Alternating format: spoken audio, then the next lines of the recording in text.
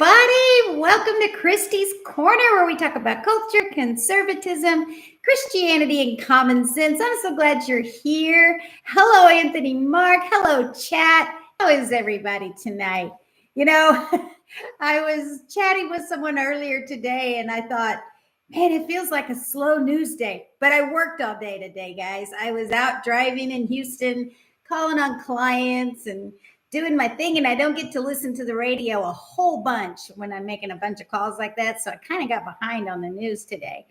Awesome. Anthony Mark is doing well in the chat. So Anthony Mark, we were talking earlier about what these lower courts, before we get into the Chevron decision and all that stuff, these lower court judges who are putting the kibosh on Trump's nominees.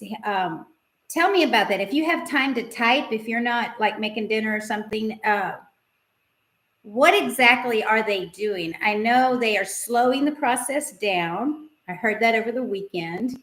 I heard that they can't stop.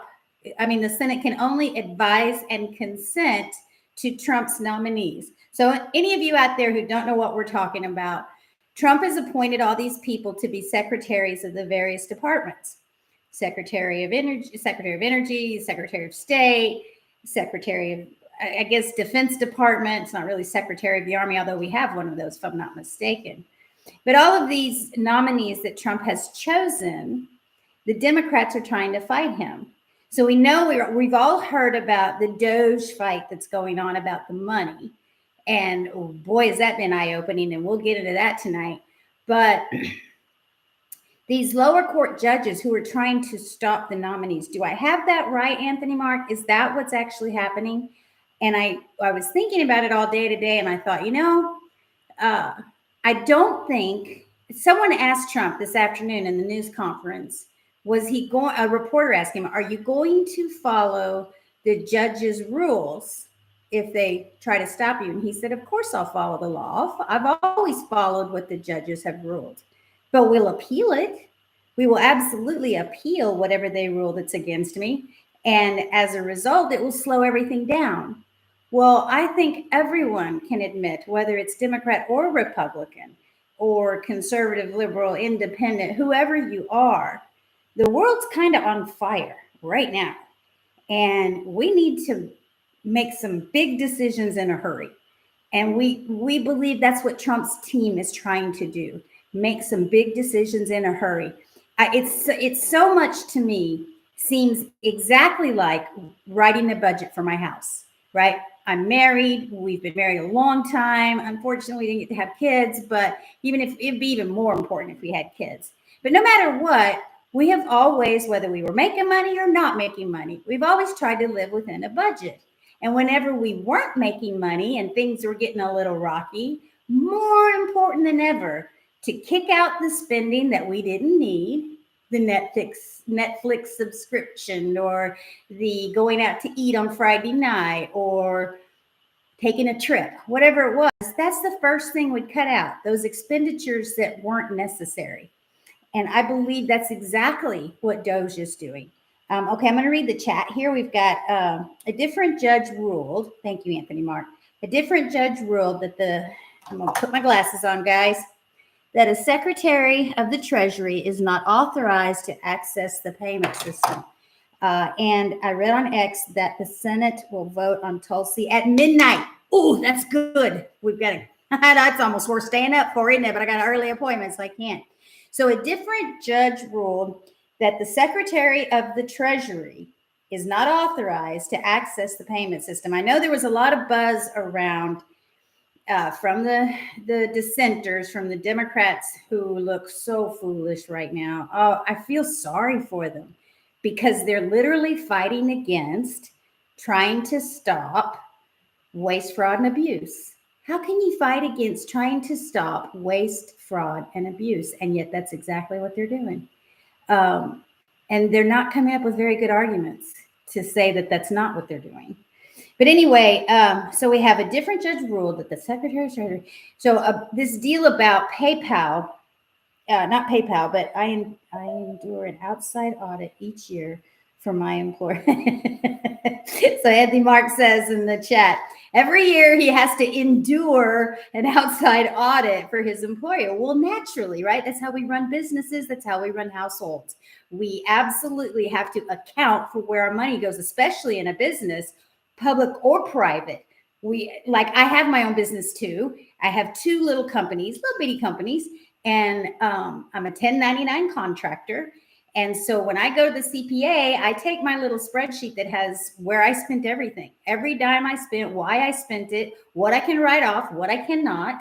And I pay taxes every year. I'm not making well, I want to pay taxes, right? I want to make enough I want a flat tax. Who else is with me? I want the flat tax across the board, 15% done. Under a certain income, 15%, period. End of story. Right. You do it for your business. So why can't we do it for the government? Flat tax. Me too. I am all about a flat tax, Anthony. It's the only thing that makes sense. It's just like your budget at home or work as well.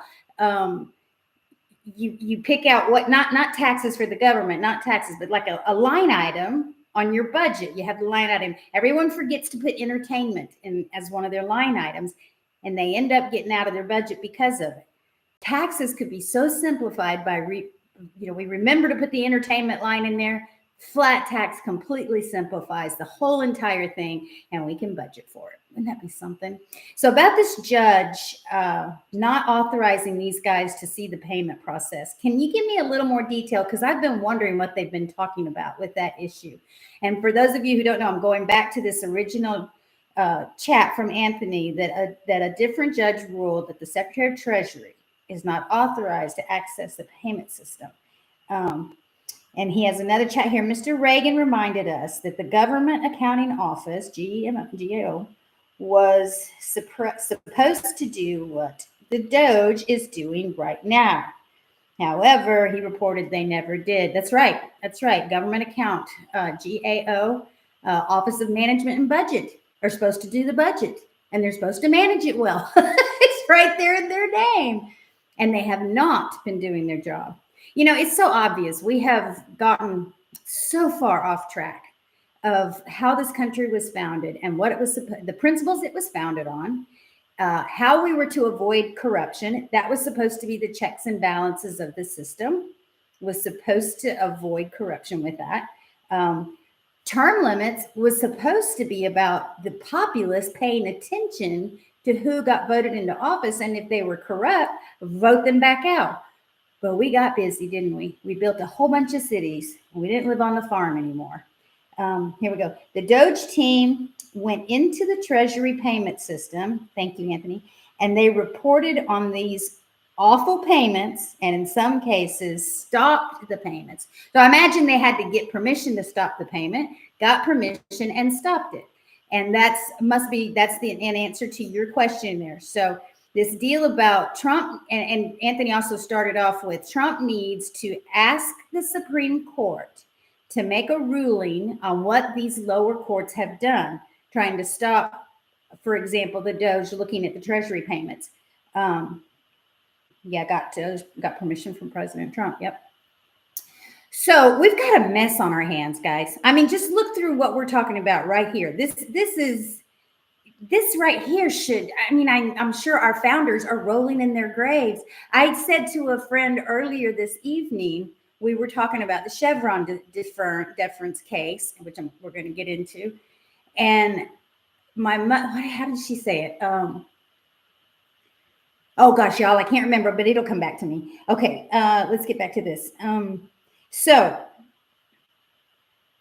the judge ruling that the Treasury could not look at the payment system because DOGE was looking at it.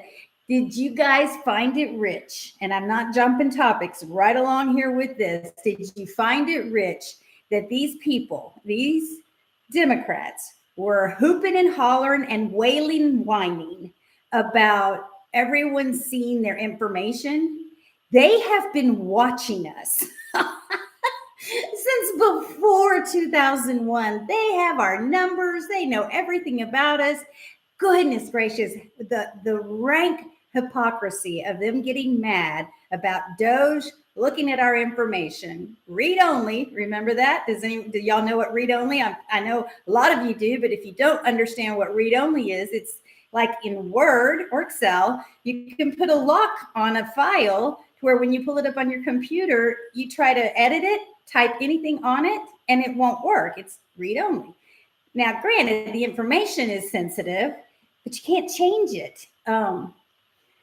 Yeah, so let me go back to this chat because I was really curious, and that was a great explanation. So it was the DOGE team went in and found that money and stopped the payments from all the ridiculousness. Did you guys see? Okay, I got it now. I think I covered it all. Did y'all see the press conference today and with Trump and Elon, and how Elon was talking about how simple this is, that it's not even complicated at all, and the fact that no one caught it before now is just mind-blowing. We've got that going on, meaning no common sense whatsoever, right? Excuse me. No common sense whatsoever. And then the other part of that was how it took, what was he talking about? You couldn't lay off more than 10,000 employees a year. Was that right? And the way to lay them off was you had to go down this mine shaft, which was actually, I guess, a basement, but it was 10,000 per month, 10,000 employees per month. Thank you, Anthony. And that if the elevator moved too slow, then if you couldn't get up and down with the files quick enough, then you couldn't do the 10,000 that month. The point is, the system was so antiquated that it was built in the 50s and hardly updated whatsoever. I mean, if we're using 50s technology to run our government, kind of explains how it got out of hand, doesn't it? Can you imagine running your company or our country? I mean, Cuba, that's what Cuba's doing. Look at the cars in Cuba. For those of you who speak Spanish, look at the cars. 70-year-old technology. It's so silly. It's so flabbergasting because we cannot run our lives like this, can we? No. Our personal lives, there is no way I could make it on 70-year-old technology. There's no way I could accomplish what I accomplish every day without my laptop, my cell phone, my even before cell phones, the telephone. It's just flabbergasting. It totally blows my mind that we're trying to run a government so antiquated that I think that's another thing. You get these people in Congress that have been there so long, they haven't been in the public sector at all. Think about it. They're dealing with all of this stuff, this ancient technology. No wonder they're so far behind the times. No wonder they can't get a read on the American people. They're stuck in a time loop. Somebody needs to put them in the back of the future car and send them to 2025. This is just plain silly. Oh my goodness. Shall we move on to the next topic? How are we doing? What do y'all think? Okay, so this, I wanted to talk about this tonight because I was trying to come up with something. I was a little blank for this week because it was a slow news week.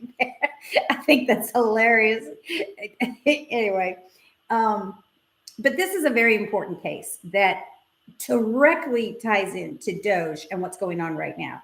And we knew it when it came out that it was important. So here's the article. Supreme Court strikes down Chevron, curtailing power of federal agencies. Curtailing power of federal. So here's the article. This is written on June 28th, and the byline is Amy Howe, and this is from Opinion Analysis. And I'm using this in fair use context.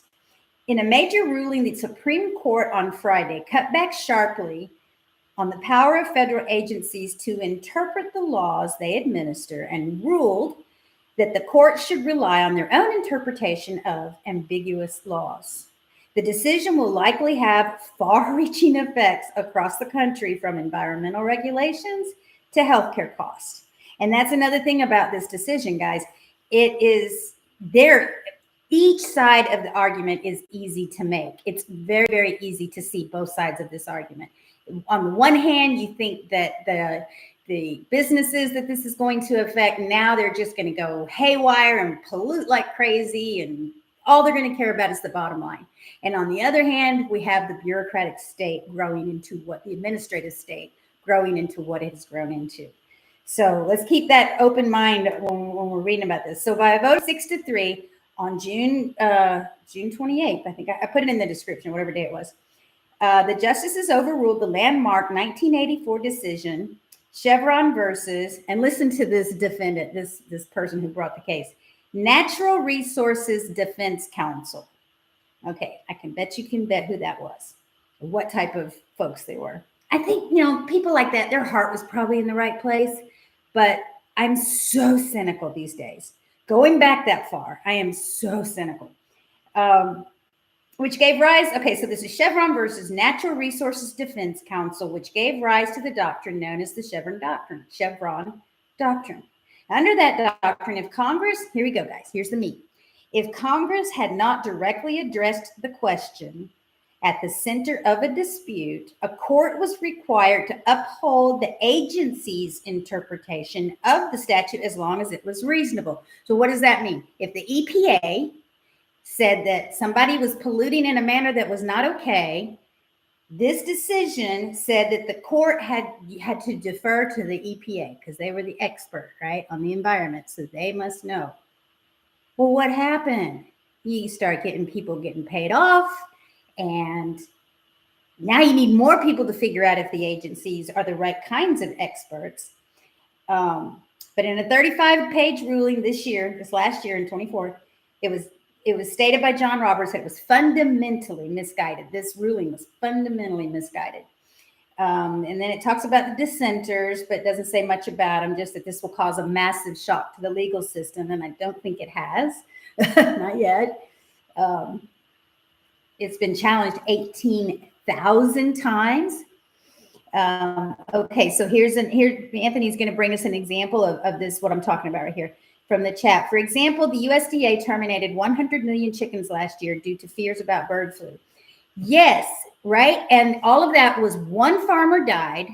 And you know what, Anthony, Mark, I do not think that was directly related. I mean, it was definitely related to this and under its rulings, but I wonder if that was not an administrator within the federal government on the left side deciding, hey, I can cause a shortage with chickens. All I need is a little evidence. You know, that old saying, find me the crime, I'll get you the man. I'll just come up with something and cause a shortage of birds. Now, granted, bird flu is a serious illness. It can be. I mean, the Spanish flu of 1918, is it 1918? The Spanish flu was a bird flu. It was an avian flu. And it's a scary flu. It certainly is. And when they start jumping species, it gets real weird. And now we've got one that's doing it right now. One of the justifications for this 100 million kill off of these birds, it's jumping to cows now. And I think I heard them call it DD1, which is different than the H5N1 or H5N whatever number that we normally hear about bird flu. But yeah, so let me read on too. So although the decision which upheld the Reagan-era environmental EPA's interpretation of the Clean Air Act, now this article is a little biased because it says that erased regulations of emissions, which did not happen, nor was that what Reagan wanted to do. This is them calling us crazy. Was generally hailed by conservatives at the time, the ruling eventually became a target for those seeking to curtail the administrative state. So the original ruling became a target for us to curtail the administrative state. And I'll tell you what, guys, the proof is in the pudding. Look at how huge this government has grown.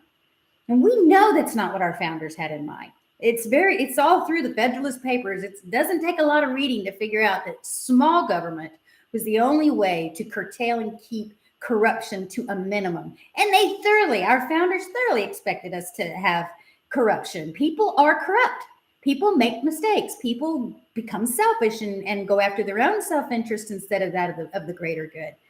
It's human nature, unfortunately. We live in a fallen world, as we all know. All right, let's see what I got here.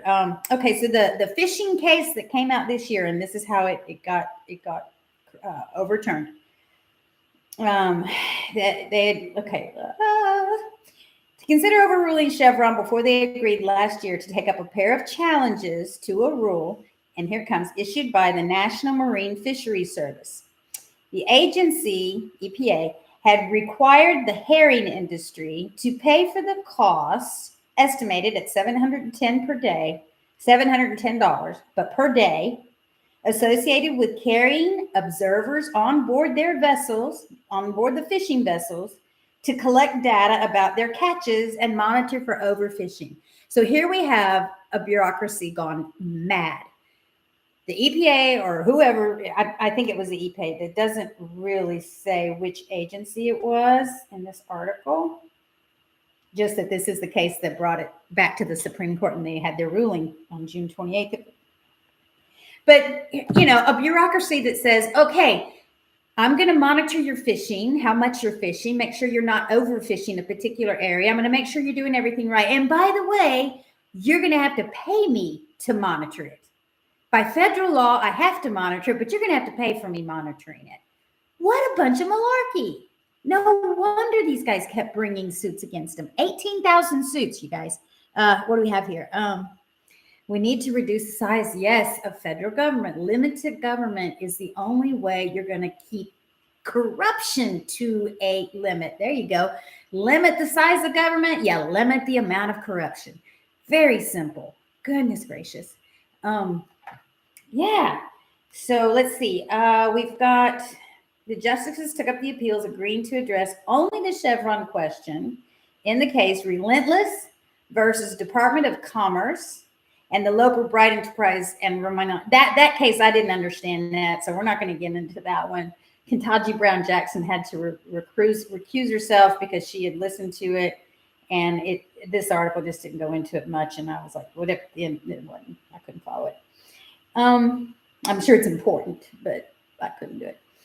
So the Chevron deference, Roberts explained in his opinion to the court on Friday or in June, is inconsistent with the Administrative Procedure Act. Now that's an interesting one. We should probably all look up, and I didn't have time tonight. The Administrative Procedure Act, APA, a federal law that sets out the procedures that federal agencies must follow, as well as instructions for courts to renew actions by those agencies. This is the kind of stuff I think, you guys, that remember I said a while back, and I know y'all all agree, I'm not the first person to come up with this, but we cannot lose our edge. We have got a very narrow window to save this country. Very narrow. I don't know if everyone realizes the peril that we're really in.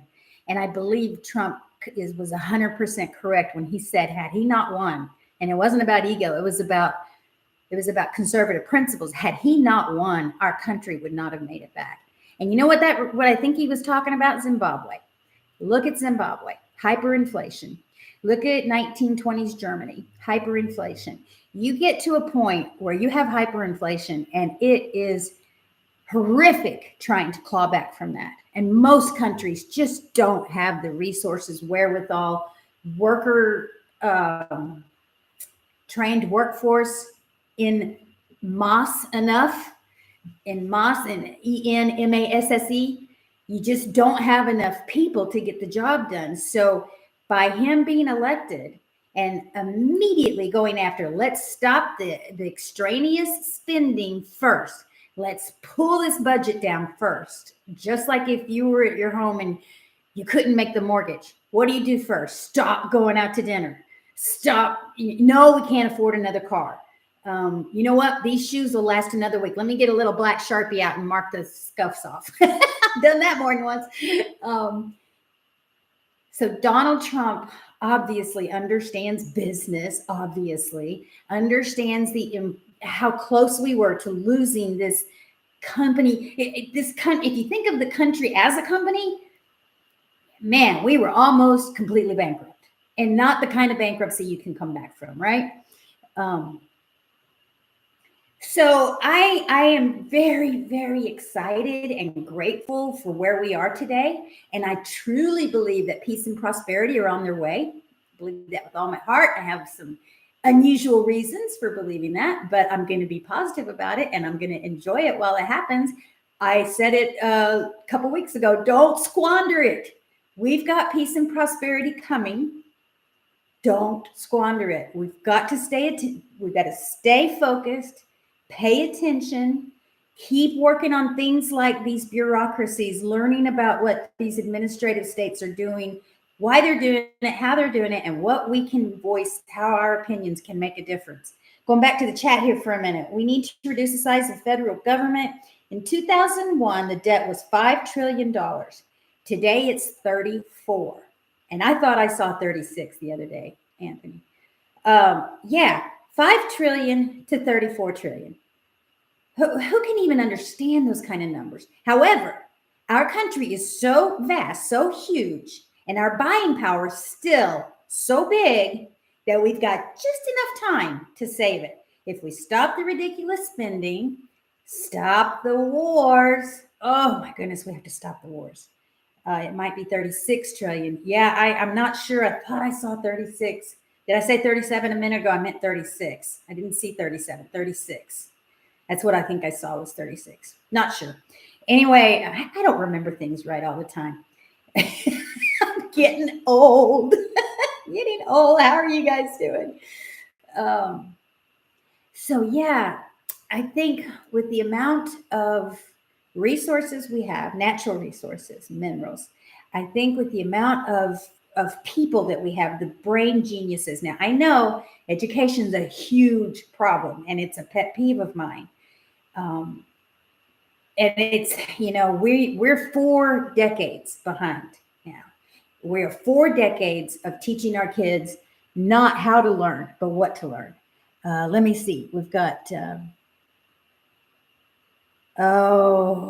this is not good. Okay. From the chat, Anthony Mark has said, our spending is 6 trillion annually and our revenue is 5. So is that debt to GDP ratio? Is that where that comes from? One thing's for sure, there's no way that's not sustainable. Remember how people were talking about it's unsustainable during the Obama years? Well, you can't do that. It's unsustainable. You can't do this. It's unsustainable. Guess what, folks? We're there now. We are there where we have to do it different. But we are doing it different. That's the good news. We have done some different things.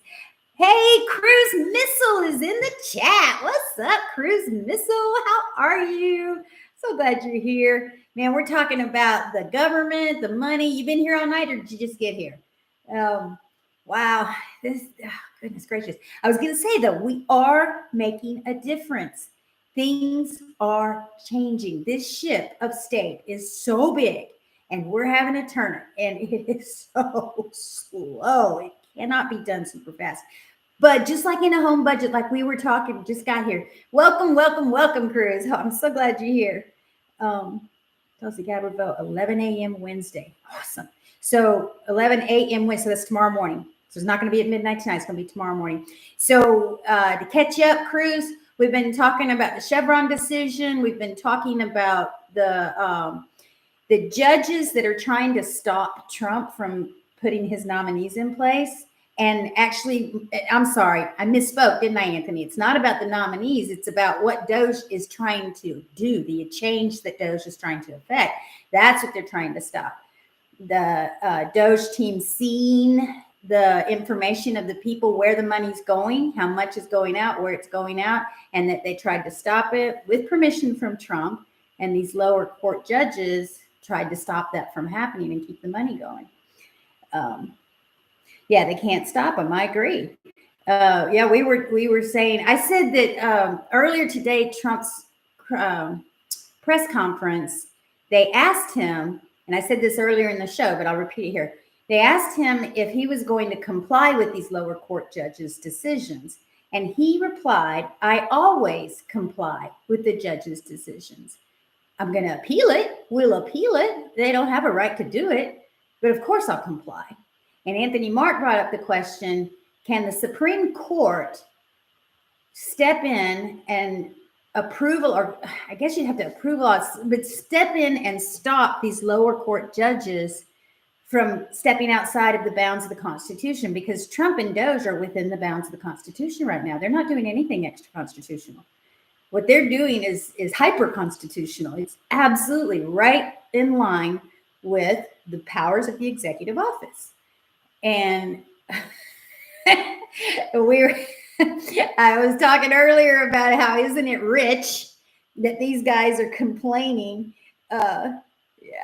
Isn't it rich that these guys are complaining so much about them having our information? And I'm laughing about they've had our information since before 2001.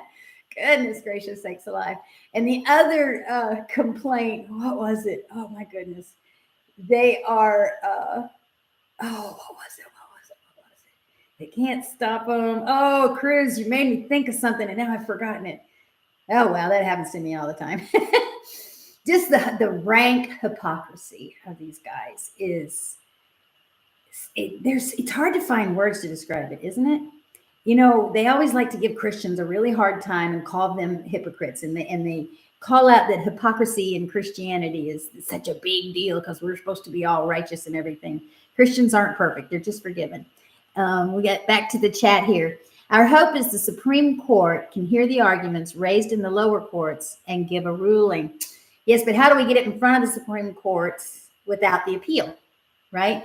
Trump has to appeal it. They have to, so the lower court rules on what DOGE is doing. It's within Trump's purview, so they're not going to win. Trump appeals, goes to the appellate process. Hopefully, now I think that there is a way to circumvent the appellate courts and go straight to the Supreme Court. And that might be what you're talking about there, Anthony Mark, that can the Supreme Court just say, hey, we want to hear this now, because the American people are going to have our hides if we don't.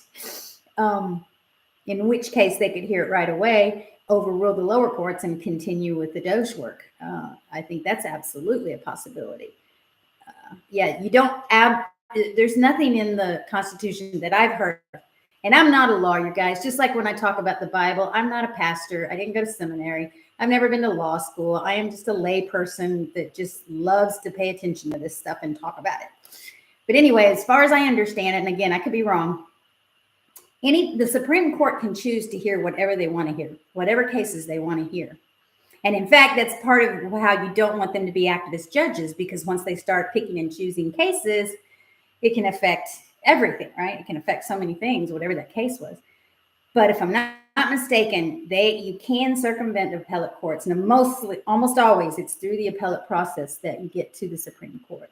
So let's see here, guys. Back to the chat. That's what I heard he's going to do. He's taking it straight to the Supreme Court. That's from Cruz. You may be right, Cruz Missile. You may very well be right. And you too, Anthony Mark. I didn't pay enough attention, so I didn't know. But let's hope so, right? Let's hope that happens right away and the ruling comes down immediately, because we don't have time to waste. You know, what is the interest on our debt? Anthony Mark, I bet you could tell me. I bet you can go right to that clock on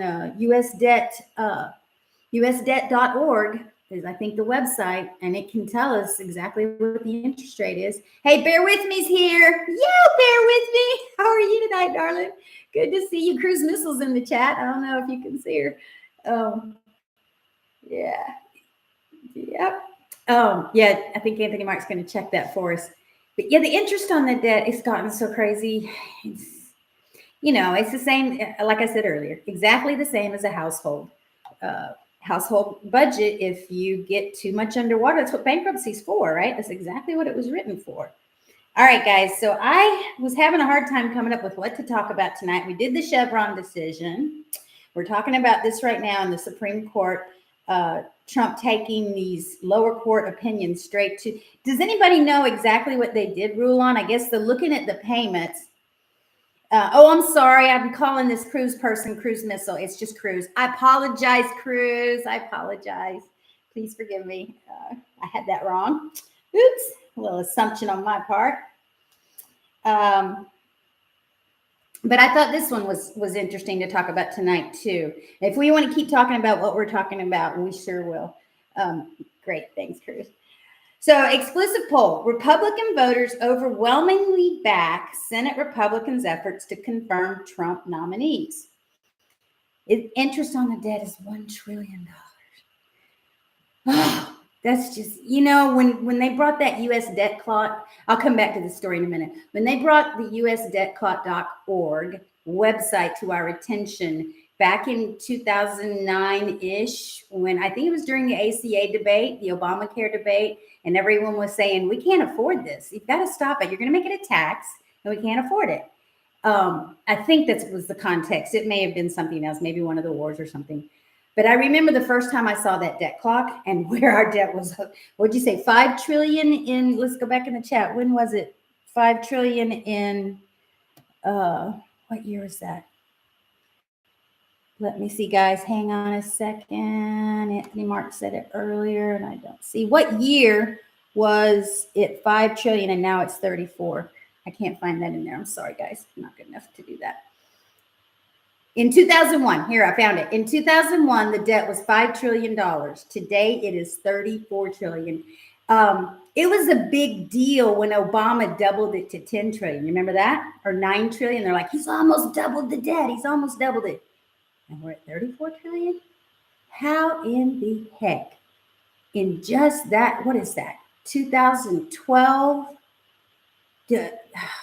In 2006. I mean, okay, we know what happened in 2020. We know that that was part of it. We know all of this stuff that happened, but we also know some of this was on purpose. It's obvious. It's just obvious. Okay, so let's get back to this. The Republican voters overwhelmingly backed Senate Republicans' efforts to confirm Trump nominees. None of us find that as a surprise. I thought the article was kind of cool. It says 90% of Republican voters. Oh, and the reason I wanted to touch on this for a minute, have y'all been hearing lately, well, even the Republican voters are thinking Trump's crazy, and it's coming from the left. So consider the source, right? But I thought, I wonder if there's any truth to that at all. No one I know in my little circle, nobody I know is tired of what's happening. They are full speed ahead, pedal to the metal, keep it coming. Be careful, but keep it coming. Don't step on the Constitution, but keep it within the Constitution and full speed ahead. So here this article says, Democrats are obviously trying to slow down the process, but we've been moving right along, Senate Majority Leader John Thune said. He's a Republican, South Dakota, in a written statement, and we will continue to maintain an aggressive pace until President Trump has his entire team in place. Did y'all hear? And I agree with that completely, 100%. Marco Rubio is overseas now. Where is he? Germany? Is it Germany? Or is it Pete Hegseth is in Germany and Marco Rubio is going to the Middle East? That's what it is. Wow. We didn't talk about this last week, but I saw that interview. I didn't see the whole interview, but of the parts that I saw was so good, where Marco Rubio was being interviewed by a Fox reporter. And it was when he first went to Panama. And I was not a big Marco Rubio fan. So of all the nominees, when he got 99% of the vote, kind of tying it with this article, when he got 99 senators voted for him, I don't know who voted against him, but 99 voted for. Oh, J.D. Vance did not vote because it wasn't necessary. So that's why it's 99, I guess.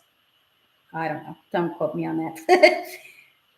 When he got the full support of the Senate, it made me a little nervous. I thought, okay, we want compromise to a point, but I don't know if y'all noticed, it's whenever the word compromise comes up between Democrats and Republicans, it's usually us that give in and they pull further to the left. It's one of the ways we got so far left. And so I was a little nervous about it, but then I saw him in that interview and I was so impressed. Have you guys seen that interview? He sounded like he has grown to who he is as a diplomat, beautifully, really well done. And Troy and I were talking about it, and we were talking about not only has he matured nicely, but he's kind of been under Trump's wing now for about 8 years, 8 or 9 years. When he ran against Trump, he was a little Marco. But then as soon as he was out of the race, he endorsed him that first time in 2016. And I think he's been under his tutelage ever since. And I think he has really grown into quite a valuable member of the Trump nominees, of the Trump administration, a valuable member of the Trump administration. I'm just thoroughly impressed. I don't know if you guys are or not. Did I miss a chat here? Where's the arrow? Yeah, I'm missing a bunch of chats. Sorry about that, you guys. Back to the chat. Tulsi Gabbard's getting voted on tomorrow at 11 a.m. I think she'll get confirmed. What do y'all think? I think she's, It's funny. Someone was saying earlier they thought Robert F. Kennedy was going to be the hard one to confirm. And it looks like Tulsi might be a little harder to confirm, but I think she'll get confirmed. Where am I? So let's see. Our hope is the Supreme Court. 2009, 10 trillion. Yep. 2017, 20 trillion. So when he took office, it doubled again. Wow. And there is Miss Venus. Hi, Venus. What's going on, lady? Oh, we are talking politics tonight. We are talking about the DOGE team, Department of Government Efficiency. We're talking about Elon Musk. We're talking about the courts. I don't know if you've been here all night or not, but this has been a very informative one for me because I've been wondering about some of this stuff. And now I'm so glad that Anthony Mark has helped me understand what's going on. And now I've switched over to how the media was talking about even Trump supporters were getting a little squishy about what all he's doing. And I mentioned that I don't know anyone that's changing their minds about what all he's doing, that we're all full speed ahead. And I'm reading an article about it.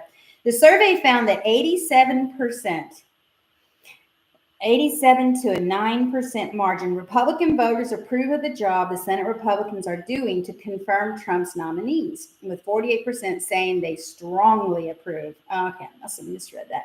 President Trump picked strong, bold nominees to fill the cabinet. We know that, right? Republicans are confirming them at a record speed because that's what President Trump and, more importantly, the American people is what we deserve and we want.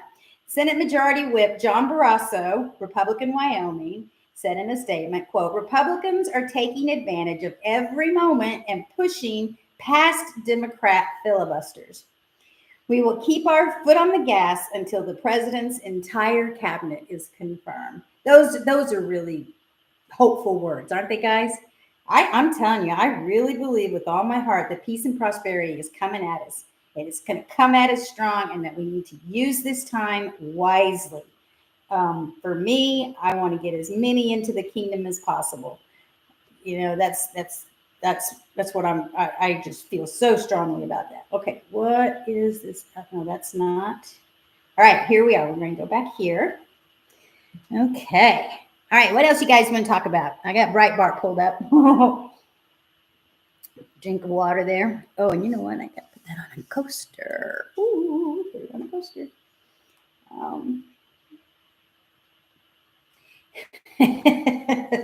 How about this one, guys? BMW's focus on gas engine pays off as EV industry becomes a roller coaster. Oh, no doubt. No doubt. Did y'all hear about the girl? This is a completely different story. We'll go back to BMW. But an ex-Disney star got shot in the face. Did y'all hear about that? Bless her heart, with birdshot. She's okay. But she took her husband. Her name was Christy. What was her name? Christy. Same as me, Christy. I can't find the story. But anyway, she was a Disney star. And let's see, will it pull up right here? No, it will not. Anyway, she took her husband out for his birthday to go skeet shooting, trap shooting. And there was another couple there who, here it is, who was pointing the gun the wrong way and shot her right in the face. Christy Carlson Romano got shot in the face during her husband's birthday party. I don't know. I thought that was just amazing. Oh my goodness, not a good story. All right. So Steve Bannon, what do we got going on with Steve Bannon? Pleads guilty to defrauding the public, avoids jail time. And this is today. I didn't hear about this story, did y'all? Let's see, here we go. Steel is coming back to America. This is from the chat from Cruz. 25% tariff now. Yeah, I think you're right, Cruz. We got to bring industry back. That's the other thing I started to talk about earlier. And Anthony Mark, I'll come back to Christy Romano. Let's go back to the steel thing for a second. With the debt that we have, if we keep on the gas of what we're doing, and not only do we have the brain power, even though education's been a problem, if we can bring back industry to this country and do it right, where we don't catch the river on fire, the Ohio River I'm referring to, we absolutely can turn this thing completely around, and we don't have to have a war to do it. There's nothing in the law that says we have to have a war to do it. So back to Christy Carlson Romano. Cruz was talking about the 25% tariff on steel. He signed an executive order. You are so right. Let me skip back over to Disney for a minute. Yeah, I don't remember her. I didn't know it.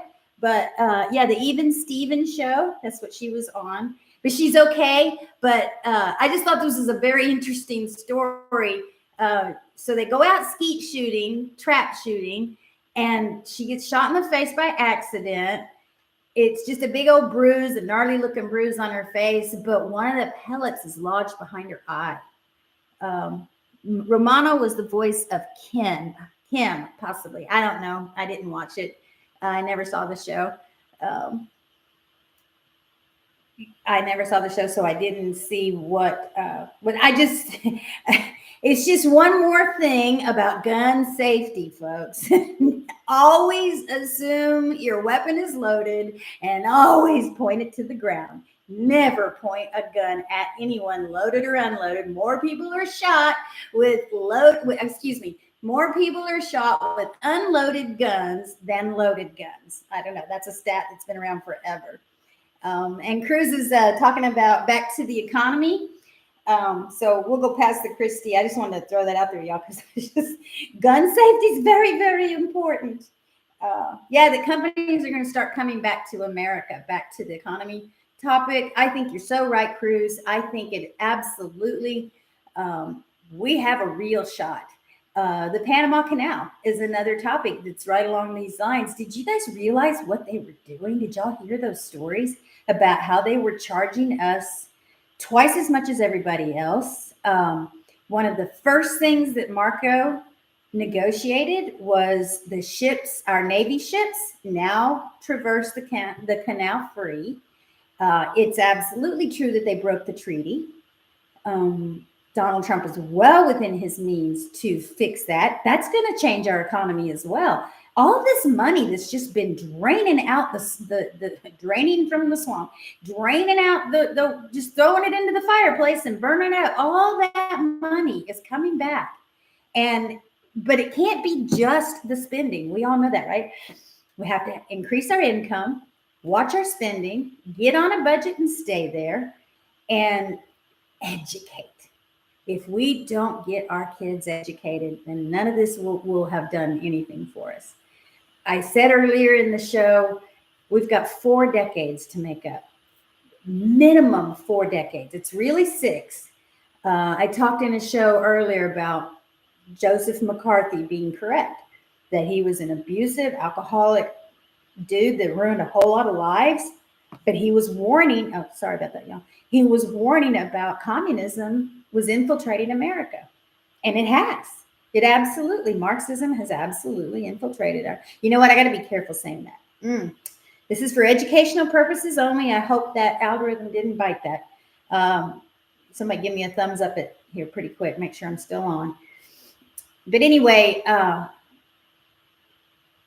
4 decades for sure. And I'm using 4 decades because I'm going with when teachers started to teach Ebonics and said, great, thank you, Anthony.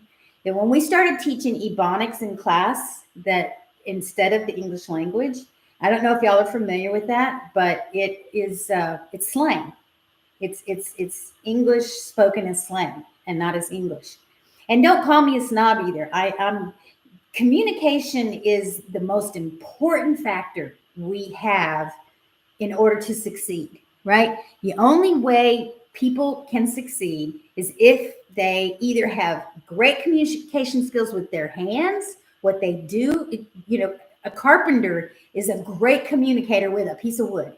He knows how to take that wood and shape it into whatever shape it needs to be to complete a task, a house, a project, whatever it is. It's the same thing with speaking. I'm gonna hold on one second. I'm trying to. One of my goals this show, you guys, is to stay focused on a thought and do the chat, and stay focused on the thought and do the chat. I'm trying to not be so ADD. Anyway, that education, that communication, whether it be with your hands, your mouth, your brain, whatever it is, it's the most important thing to help us succeed. All right, back to the chat. 1993, when President. Okay, so Anthony Mark in the chat says the downturn started in January 20th, 1993, when President Clinton started his presidency, when that admin began. You know, you've got a very good point. I think I would absolutely agree with you 100%, except I would add 4 years to it. I really would. I would add 4 years to that. I don't think HW did us any favors. I really don't. You know, when he said he could see a new world order in focus, not only did I sit up and go, what? But I felt like, you know, Ronald Reagan, when he ran, this is kind of in the CT realm for all of you who are wondering. When he ran for office, he was very much opposed to the big globalist societies like the Club of Rome, the what's the Council of 300, the Bilderbergers, the Trilateral Commission, the Council on Foreign Relations, all those different groups. He didn't like them. He felt like they fought against, they didn't have America's interest first. They had the globe interest first, and America was just part of the globe. And he was an America first president, right? Ronald Reagan, definitely an America first president like Trump.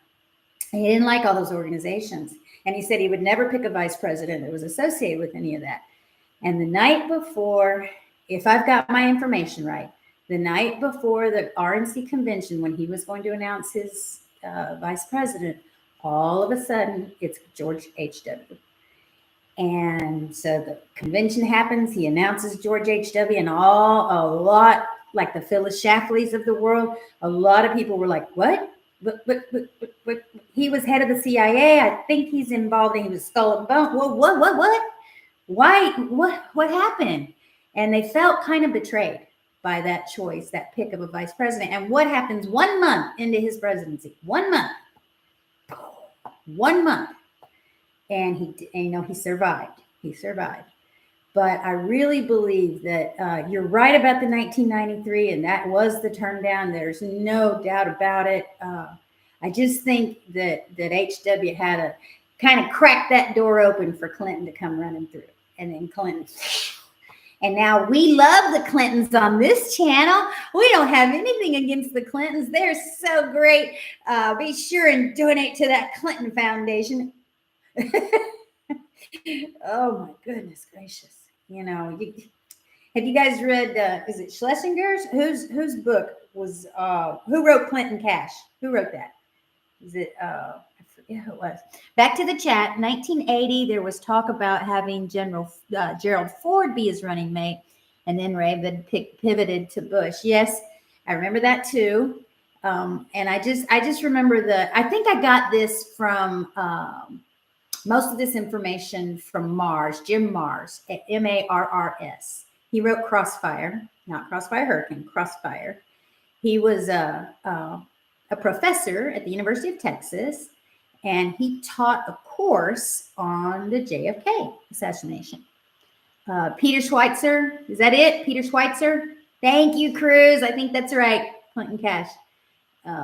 So yeah, Jim Mars was the one I got that from. That right there in the catbird seat was George H.W. And I trust Jim Mars's analysis a lot. But yeah, y'all are right. There's no doubt 1993 is when everything really, and that, 2 years later, 95, 96, 97, is when all of the older World War II type people began to retire. And they took their morals with them, didn't they? And we began to have the looser morals of the 50s and 60s, not the 20s and 30s. Those people that were born in the 20s and grew up in the 30s during the Depression, they understood the value of a dollar. They understood the value of hard work. They understood the value of not having work and how hard it is to feed a family. Oh, and y'all, thank you for smashing the like button. I just looked up and saw my likes. Thank you so much. I appreciate somebody changed their mind when we went from 5 to 4. anyway, here we go. So I was talking about the generation that retired during those years. Anthony Mark in the chat says Clinton Cash, The Untold Story, was written by Peter Schweitzer. Cruz is right. Yep, you guys are right. Thank you so much. Yeah, I think losing a lot of those older World War II and World War I vets and people. I mean, like, okay, so 22 to 95, what is that? 70, right? So they were reaching up into their 70s and began to retire. So my dad was born in 22. Yeah, they did. They started retiring in the 90s. My dad was born in 22. He was my parents were older than most of my friends. Most of my friends' parents were born in like the 40s, late 30s and 40s. And they were into the bebop and rock and roll and Elvis Presley and all that stuff, or country, whatever they were into. My parents were into Perry Como, Nat King Cole, Patti Page, Johnny Mathis, the older music, Frank Sinatra, and swing, big band swing. And then my brother was a concert pianist. So I grew up with the classics and then that older music. So that was pretty cool growing up with that stuff. But yeah, that generation retiring, I think really, Anthony Mark says his dad was born in 22. And hey, this is the same as me. My dad was 22. My mom was 24. How about that? How about that, Anthony Mark? We're similar in age. That's pretty cool. So you've got some similar stories, I'm sure. That's really neat. We'll have to do that one of these nights. I'll have to do everybody tell their story night. Yeah, so with those guys retiring and taking those hard fought morals with them, I really believe, and we talked about this last week or the week before, and I don't know if I got into much detail. What I was trying to say was when they retired, the other thing about that generation was those moms that grew up in the 30s and went hungry. A lot of people in this country were hungry. Made sure that their children in the 40s and 50s, in the 40s, they were in their teen years. And then by the 50s, they're getting married and having kids, that baby boomer thing, that a lot of them spoiled their kids rotten because they never wanted them to go through what they went through. And so that later generation, the ones from the 50s and 60s, now you have this spoiled rotten generation who did not come out of adversity. You know that old saying, how does it go? Hard times make good men. Good men make easy times. Easy times make soft men, and soft men make hard times. Is that how it goes? I think that's how it goes. Hard times make hard men, make good men. Good men make good times. Good times make soft men.